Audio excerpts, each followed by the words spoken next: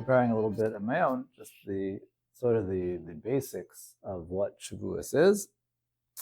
And I'm trying to go through as many of the original sources as possible. A lot of things we sort of know and have heard, but I wanted to find a little bit where they are, and going back to the earliest sources, get a clearer picture as we can as to what Shavuos is and what it's all about. So each of the Yom Tovim has several parts to it, and one of the ways we see that is they have several names to them. And we look at the Psukim. The first time Shavuos is mentioned is in Parshas Mishpatim in Shmos Perek Gimel, and over there the pasuk says Chag HaKotzir Bikurim Ma'asecha Asher Tizra Basadeh, that you should have 3 Yom Tovim, and one of them should be a festival of harvest. At the start of your actions, the first things that are being harvested, you should have a festival at the time of the harvest. No other explanation is given over there. The most in-depth section in the Chumash where it talks about Chag HaShavuos is in Parshas Emor in Sefer Vayikra Perek Gimel, and that's where the Torah connects to Shavuos, to the Sfiras HaOmer. And the Psukim say you should count from the day that you brought the Karban Omer, the second day of Pesach, count 7 full weeks, get to a full 50 days, and then v'yikravta mincha chadasha la'Hashem. Now that pasuk says you should bring a new special offering, a brand new offering for Hashem. And the Psukim say you should announce on that day, you should have it as a holy day. All work should be stopped. And okay, good. And that's all it says. It says that it should be done 7 weeks, and it goes through this special carbon that we bring that we call the Shtei Alechem, 2 loaves of bread. We'll talk about it a little bit later. The third time is in Parshas Pinchas, when the Torah goes through the unique karbanos that are brought on every Yantiv. And over there, the pasuk describes Shavuos as V'yom HaBikurim, the day of Bikurim, which again means the first fruits generally. But over here, Rashi explains, refers to this first new carbon that we're going to bring. And the last time is in Sefer Devarim, Parshas Re'eh. It again talks about the fact that we need to count the 7 weeks, Shiva Shavuos. And over there, the pasuk gives the name that we're most familiar with, V'sisra Chag Shavuos. You should call it and make it into a festival of weeks. So within the Chumash itself, we find 3 different names that the Torah uses for Shavuos. We find the name of Chag HaKatzir, Yom HaBikurim, and Chag HaShavuos. What we never find in the Torah is we never find that Shavuos is celebrating the fact that we received the Torah. We never find that Shavuos is connected to the fact that we got to Har Sinai.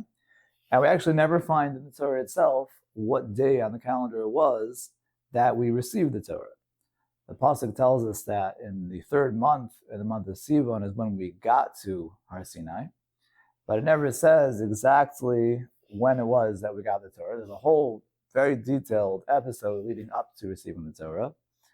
But the exact sequence of the days is a machlokas in the Gemara. The Gemara in Zachar Shabbos goes through a machlokas, and ultimately boils down to 2 main opinions: if we receive the Torah on the 6th of Sivan or on the 7th of Sivan.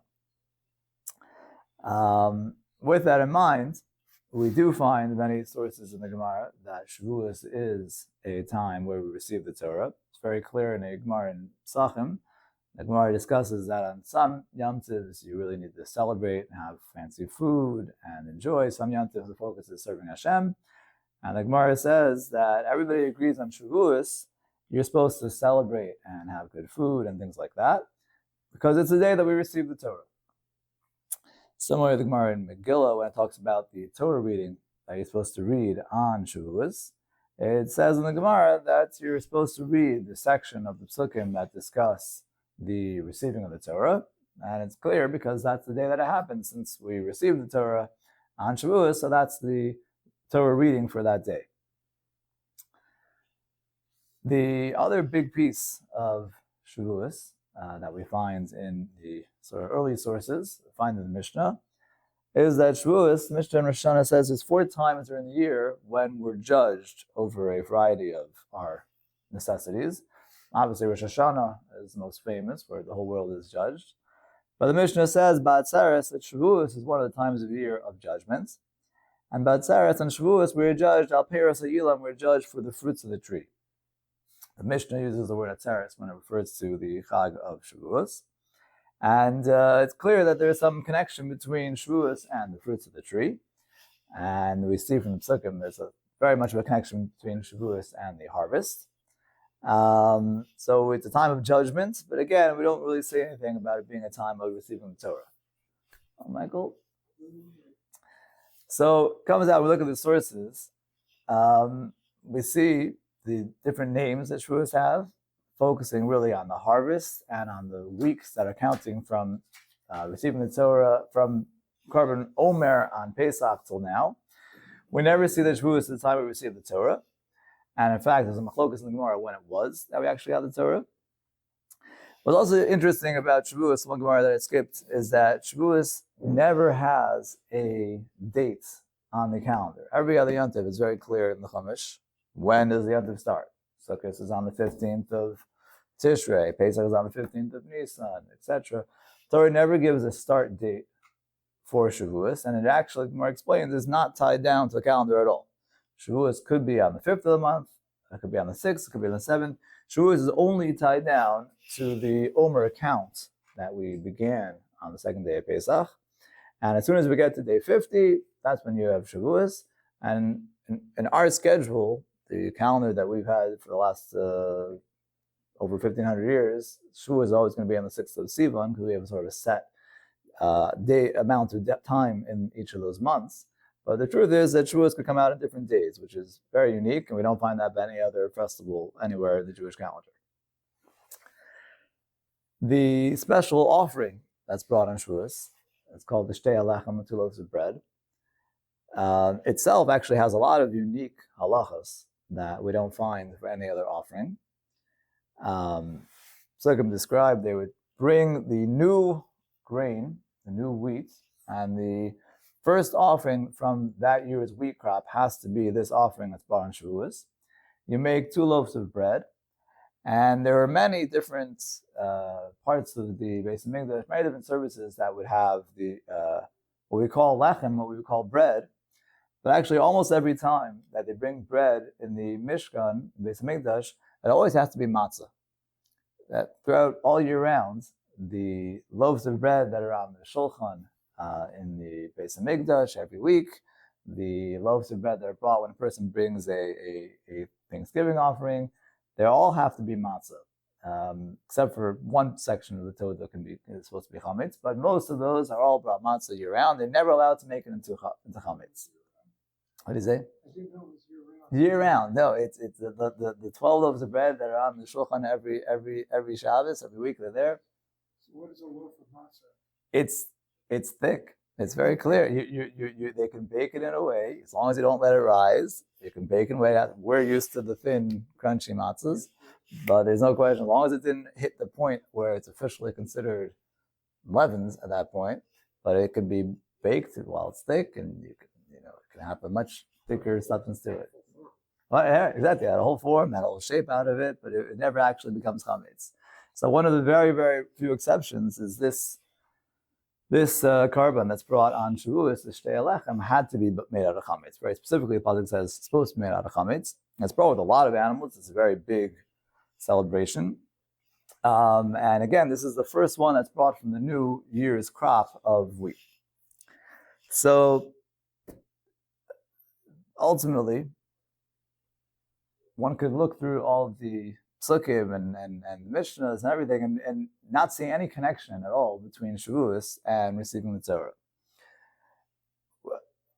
However, it's clear from the Gemaras, it's clear from our davening, it's clear from all the generations that Shavuos certainly has a lot to do with receiving the Torah, and therefore all these pieces must connect somehow.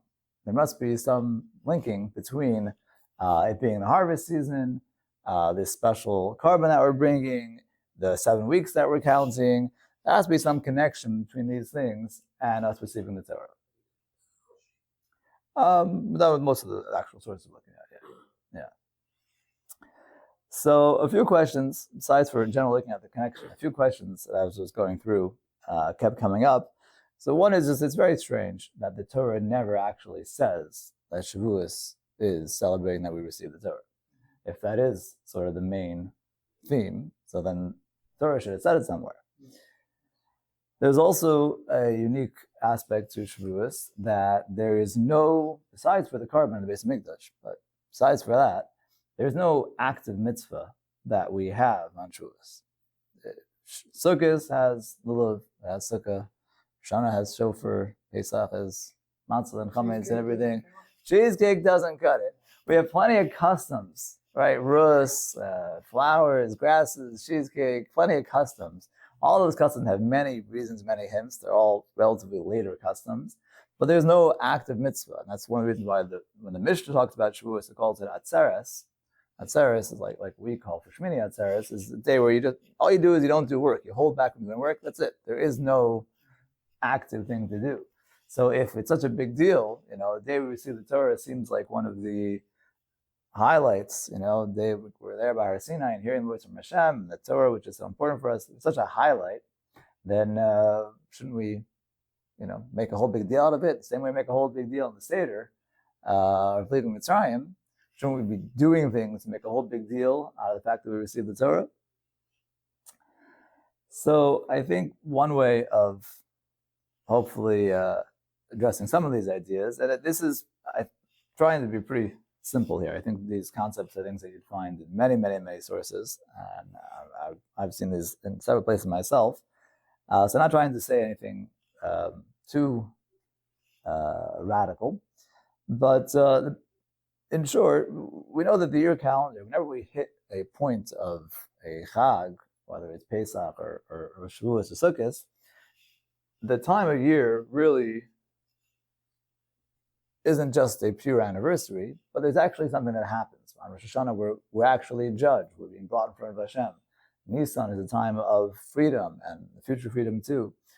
Shavuos is a time of connection with Hashem. It's a time where we have a particular opening, so to speak, to really connect with Hashem. The fact that we receive the Torah at that particular moment is because of that connection.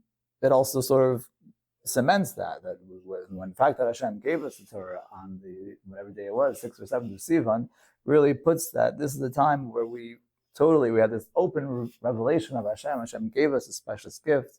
It really symbolizes that this is a time of close connection with Hashem. The Shtei Alechem, special offering in the base of Mikdash, is this unique offering. It's the first one from the wheat of that year. And we know the beginning of the produce, when we're beginning to harvest, is really a time where we're kind of now reaping the benefits of what it looks like we've put our effort into. We're now getting our wheat, which is going to be our food and our sustenance from the year. And it's a time where we can really use that to connect with Hashem. We're using immediately that we get our own produce, as with many mitzvahs. We're immediately bringing some of it to Hashem before we do other parts with it. And we're kind of acting out and showing this connection that we have to Hashem. Specifically, I was going to quote a few ideas here. One of them is from the Cutler. Cutler is about 500 years ago, I think, when he lives, remember 100%. So he asks one of these questions very clearly when he goes through the discussion of the carbon omer. And he says, how come the Torah doesn't say clearly that Shavuos is the day that we receive the Torah? And he says, really, another thing that's very strange in a similar avenue is that the Torah never says Rosh Hashanah is the day of judgment either. So there are many things that are sort of very well known, very crucial. The Torah never says. The Torah says that you should blow shofar on Rosh Hashanah, but it doesn't say why. So he says that the truth is, being judged by Hashem, receiving the Torah, is not limited by one specific moment or one specific day. Hashem doesn't want to write in the Torah, celebrate that we receive the Torah on the day of Shavuos, because it's not limited. The truth is, Lo Ratza Hashem lahagbil yom yidua. Hashem didn't want to limit to one specific time. Every single day, we're supposed to have a appreciation and a connection to the Torah as if that day we received it. The Gemara describes that every time a person learns Torah, you can develop a fresh connection, a fresh perspective, and the Gemara says we should have that excitement and that freshness of Torah constantly. He says when the pasuk says that the korban mincha, the korban omer, the shei alechem on Shavuot should be a mincha chadasha, a brand new offering. Says that's exactly the point we're trying to bring out. Shavuot is not really just focusing on the one day that we receive the Torah. It's a day where we're kind of highlighting, we're using this time to connect with Hashem and sort of refreshing our connection with Torah. Rabbi Cutler, who passed away in the early 60s, later his life was Yeshiva in Lakewood, our Lakewood Yeshiva. So he also says, the reason why we have no active mitzvahs by Shavuot is because the idea of celebrating the Torah, we're not focusing on something that happens and now we need to remind ourselves of. So when it comes to leaving Mitzrayim, the miracles of leaving Mitzrayim, the miracles of the Yam Suf, the Magos, that's past history. And past history we might forget. And if we forget it, we're going to list out on all those important lessons that we learned then. We need to act. We need to have everyday reminders. We need to have the Pesach Seder. So everything that happened on our Sinai, even the incredible revelation of Hashem's presence. When a person learns the Torah, which we have with us every single day, you can connect to the awesomeness of that Torah.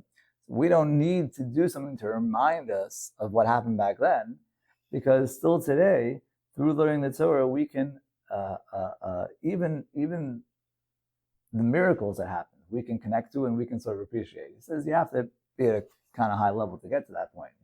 We kind of look at the greats of Torah studies over the last generations to see what they were able to accomplish with their Torah learning. So it might take a lot of effort to get there. But it's not a past thing. It's something which we can celebrate today. So he says that's why there's no active mitzvahs. Kli says that's why the Torah doesn't spell it out clearly. We don't really want to limit our celebration of the Torah only to one day. It really should be something which is all year round. Rashi, when the pasuk says that we get to Har Sinai, pasuk says, "Bayom hazeh," on this day they got there. So Rashi quotes the Gemara in Brachos. It says on this day. The day was Rosh Chodesh, first of the month. I should have said on the first of the month. Gemara says on this day, every day we should feel like this is the day that we received the Torah. Every day we should have a excitement and a passion and a simcha, a joy to learn Torah as if it was the fresh. Everybody always gives, picking the first time a person has the opportunity to do a mitzvah, whatever mitzvah it is about their life. First time, when it's fresh, when it's brand new, it's exciting, it's fun, it's special. But then it kind of, wears off after a while. Shavuot, we have opportunity to sort of reawaken that and refocus on that. Right, rejuvenate it. But the truth is, every day we can really hit that through the excitement of Torah. So two other big hints before we close. The idea of the name Shavuos. Why do we call it weeks? What are these weeks what's the big deal about the weeks? So again, many people connect the korban omer to the korban shtei lechem, the korban that's brought on the second day of Pesach to Shavuos. The Maral quotes as many times, Aruch HaShulchan brings this idea down. The korban omer is also a brand new korban, but that one's brought from barley. The loaves of bread that we bring on Shavuos are brought from wheat. And the Maral explains that from the time that we began our journey on leaving Pesach, on the second day of Pesach, when we brought the korban omer, barley is a low level of food. Barley is considered animal food. It's not, okay, we eat it, but it's a lower grain. It's not so high quality. Throughout the 7 weeks of the Omer, it was a journey that we went on, and every year we experience that journey to work on ourselves, to be able to create higher and higher to the point that we were able to receive the Torah after 49 days. And then we can bring this gift out of wheat. Wheat, which is, Mori described many times, wheat as one of the higher levels of food. It's wisdom is connected to wheat. There's an opinion that holds that the fruit of wisdom that Adam and Chava ate was wheat. It wasn't a fruit. Definitely wasn't an apple. annuls it with wheat, which wouldn't sound like a fruit at all. But the Gemara describes it as a fruit too. Yeah, that's one of the opinions over there. So the Karban She'alechem is sort of showing the accomplishment that we have gone through over these 7 weeks, going from a point where we were not really that much different than animals to the point where we can say we're now able to bring this wheat, this much loftier level, because we've created something that makes us different than animals. What is that? What is the sort of defining characteristic that makes people into people and not just physical things like anything else in the world? It comes through our connection with Hashem, comes through our Torah. Through their being, we have a mission, we have a purpose. And this is true for everybody in the world. There's much more unique qualities in the 613 mitzvahs than everybody else, but the unique quality that people have comes from the mission we have and the Torah that we have from Hashem. So in this way also, the agricultural side of Shavuos, the fresh crop and the fresh carbon that we're bringing are really there to bring out that point that we've now accomplished, we've now grown to the point that we can accept the Torah and recognize that it's through the Torah that we're really able to accomplish our real goals in this world. I think one of the big things that I came out from going through this is there's a lot of focus on Shavuos to the excitement upon receiving Torah. Shavuos is a yontif, it's a time to celebrate, and yes, we should really celebrate Torah year-round, but Shavuos is specifically a time where we notice the freshness, the uniqueness, and the enjoyment that we have of Torah learning. At the same time, we find many places that you can only acquire Torah through really hard work, a lot of effort. There's one of the reasons why the Jews had to go into slavery in Mitzrayim was because they had to go through that experience of slavery and hard work to prepare themselves to be able to work in receiving the Torah. So Mishnah Pirkei Avos says, you want to learn Torah, you have to be able to just have bread and water, nothing else, So we find that it seems like Torah is a challenge, and Torah has to be acquired through great hardship. No cholent. No cholent. Doesn't say in Mishnah Pirkei Avos. It's not there. So overall, though, it seems like in some ways both are true. That to acquire Torah, it may take daunting effort, especially, in many ways, the beginning of a path of Torah learning. It's not that fun. It can be a lot of work, a lot of toil, and you don't necessarily see the excitement and the benefits of it. But as a person goes through, after learning Torah and you witness it, you can see it. When you see people who are really delving into Torah, ultimately, it ends up coming out with a pleasure and enjoyment that is really what the Torah is meant to have. It's really meant to be fresh, exciting, and enjoyable.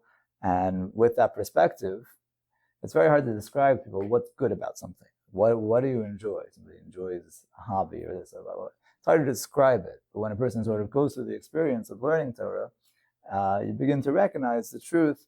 We say, David Melch says to him, Pekudei Hashem Yisharim, the ways of Hashem are straight, Mesamchei Lev, they gladden the heart. That we recognize the truth inside.